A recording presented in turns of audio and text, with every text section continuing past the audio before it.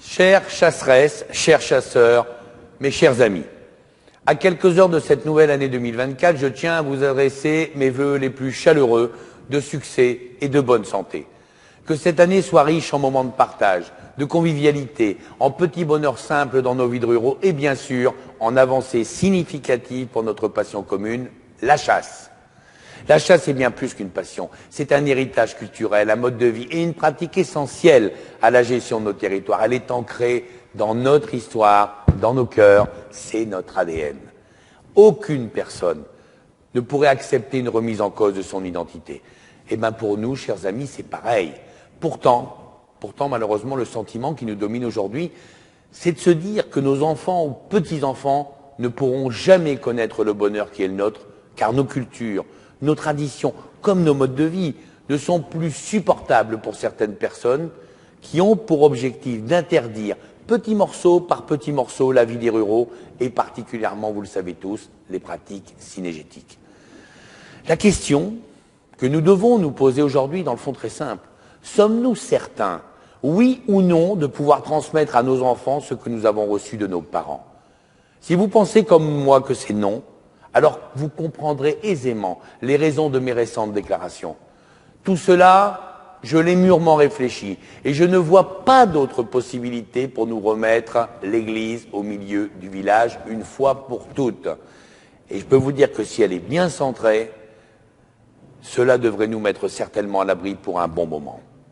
Face à cet enjeu de civilisation, la plus petite parcelle de notre chasse doit être défendue, car l'avenir de tout le reste en dépend. Ceux qui pensent parmi nous qu'il vaudrait mieux abandonner ceci ou cela parce qu'en décalage avec l'air du temps, se trompent lourdement. D'abord parce que je ne vois rien en décalage dans nos pratiques. Si attraper quelques oiseaux migrateurs en les piégeant pour les manger selon de vieilles méthodes ancestrales, ou s'y faire courir une meute de chiens derrière un cerf, comme d'ailleurs les loups le font à longueur d'année, est quelque chose de mal qu'il faut interdire. Alors je propose à ces écolos de salon d'interdire tout bonnement la nature, car il s'y passe des choses horribles en permanence. Tout ce que la morale humaine condamne rythme pourtant joyeusement cette nature idéalisée, à un moment où une partie de nos concitoyens estime que l'animal devrait être l'égal de l'homme. Eh bien, ça promet pour demain. Nos modes de vie sont ainsi constamment mis à l'épreuve, menacés par ces idées reçues, mais aussi par la bêtise et les contre-vérités de ces anti-tout, sans oublier bien sûr les décisions bruxelloises hors sol et l'abandon de nos territoires par certains de nos politiques. L'Union européenne, à force de se mêler de tout d'ailleurs, finit par oublier ses fondamentaux. Pourtant, son rôle est de promouvoir la cohésion économique, sociale et territoriale, la solidarité entre les pays de l'Union, d'en respecter sa diversité culturelle et d'établir une union économique et monétaire. Alors quoi n'a-t-elle pas mieux à faire que de nous emmerder tous les jours dans notre vie quotidienne? Je m'attardais hier sur la liste des lois en préparation par cette élite technocratique bruxelloise.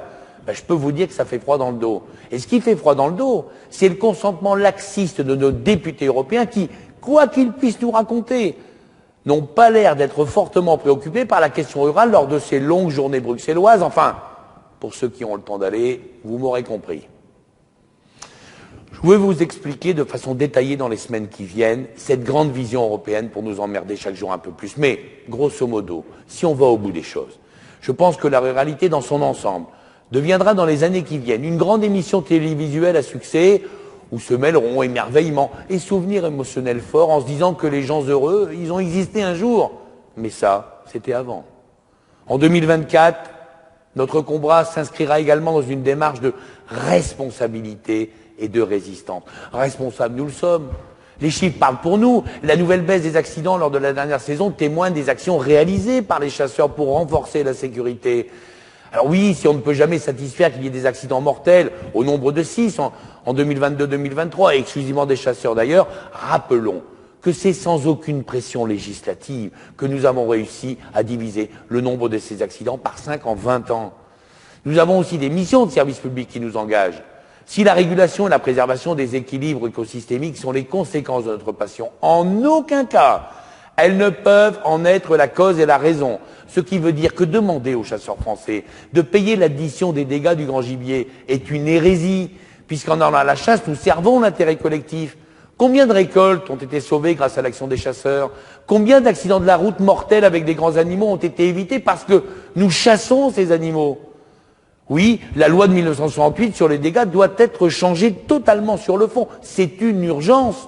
Les chasseurs ne doivent plus être ceux qui payent les dégâts, alors que notre action sert l'intérêt général à travers notre passion. Faut-il que nous disparaissions pour que les Françaises et les Français s'en rendent enfin compte? Ces 3 années d'aide financière de l'État n'auront d'intérêt que si elles débouchent sur un changement radical du paiement de ces dégâts. Qu'ils soient payés aux agriculteurs, c'est normal, c'est de bon sens. Que nous soyons les seuls à le faire, il n'en est plus question. Car aujourd'hui, faire les poches des chasseurs pour payer les dégâts amène des passionnés à ne plus chasser, car ils n'en ont plus les moyens. La chasse, mes amis, est notre passion, et sûrement pas notre métier. Pour le reste de nos sujets, le loup et l'ours continuent de coloniser petit à petit nos territoires et à détruire la biodiversité animale et végétale qui les entoure, pour le plus grand bonheur de nos opposants qui continuent à penser que le retour massif des grands prédateurs fera disparaître les chasseurs. Nous ne sommes plus loin d'ailleurs d'une catastrophe. Et faut-il attendre que le premier enfant se fasse dévorer au coin d'un bois ou que plus un seul berger ne puisse monter sur les estives pour s'apercevoir de cette magnifique supercherie écologique? Les oies, les oies, vieux sujet, continuent de se faire gazer dans la joie et la bonne humeur en Europe centrale. Mais rassurez-vous, on continue à nous expliquer que les tuer à la chasse n'est pas compatible avec le droit européen. La grippe aviaire revient dans de nombreux élevages en cette fin d'année. On continue à les expliquer là aussi, sans aucun complexe, que c'est la faute de la faune sauvage et les appelant des chasseurs qui sont directement responsables.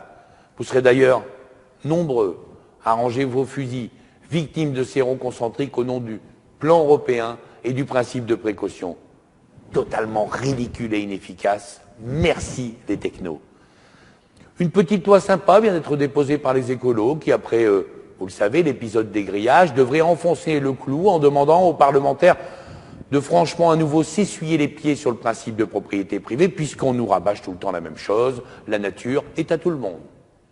Je finirai par le SIA, qui nous demande de déclarer nos armes comme des terroristes en puissance, alors qu'on découvre qu'il y a un peu partout des espèces de sectes survivalistes écolos qui, elles, sont armées jusqu'aux dents et qui se permettent de tuer 7 chiens de chasse simplement parce qu'ils sont des chiens de chasse. Tout le monde s'en fout.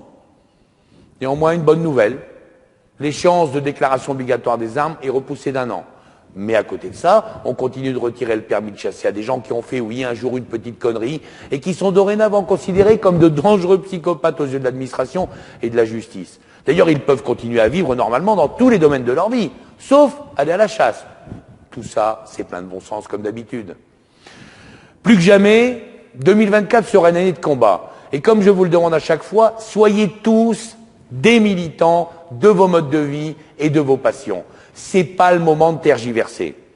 Mes amis, entrons en résistance contre ce monde qui ne respecte plus grand-chose de nos traditions, contre ces pseudo-modernités anti-humanistes qui voudraient nous couper de ce que nous sommes, nous, les ruraux. Oui, nous sommes des empêcheurs de tourner en rond pour tous ceux qui dévoient le bon sens paysan et qui ont perdu leur boussole. Je pense aux écologistes de pacotille qui décident de l'avenir de la planète sans savoir et en totale déconnexion du terrain. Je pense à l'écologie politique qui s'est coupée par l'électoralisme de ceux qui vivent dans la nature et la font vivre. Et je pense aussi à certaines ONG, associations qui, sous couvert de sauver le monde, fabriquent des activistes violents qui sont même fiers d'être en garde à vue. Alors contrairement aux positions déconnectées de nos opposants sur la nature, nous continuons d'œuvrer concrètement pour elle. C'est tout l'enjeu d'ailleurs de notre grande opération J'aime la nature propre qui aura lieu pour sa 4e édition dans toute la France le week-end des 15, 16 et 17 mars. Dans chacun des départements, l'objectif est de déployer un maximum de lieux de ramassage tout en mobilisant le plus grand nombre de volontaires. Les chasseurs évidemment, mais aussi de nombreux bénévoles, amoureux de la nature et partenaires ont d'ores et déjà répondu présents. Alors mes amis, inscrivez-vous massivement sur le site J'aime la nature propre. Mobilisons-nous pour défendre la chasse, pour protéger notre mode de vie rural et pour préserver l'héritage que nous laisserons aux générations futures. Avec détermination et solidarité, faisons de 2024 une année exemplaire pour la chasse française. Continuons à chasser avec passion, respect, responsabilité, pour le bien de notre patrimoine naturel et culturel.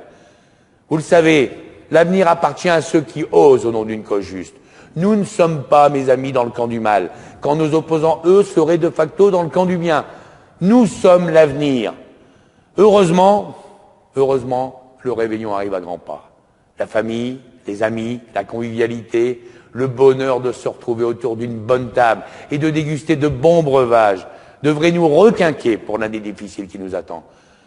Profitez-en tous, pendant qu'on peut encore manger un poulet castré, qu'on appelle un chapon, qu'on puisse encore goûter un bon foie gras, et que nos viticulteurs français aient encore le droit de vinifier du bon vin, alors que l'Europe réfléchit fortement à revoir l'ensemble de ces dérives humaines au nom de l'animalisme et de l'écologie punitive.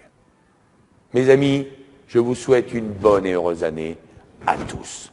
Vive la chasse et vive la ruralité!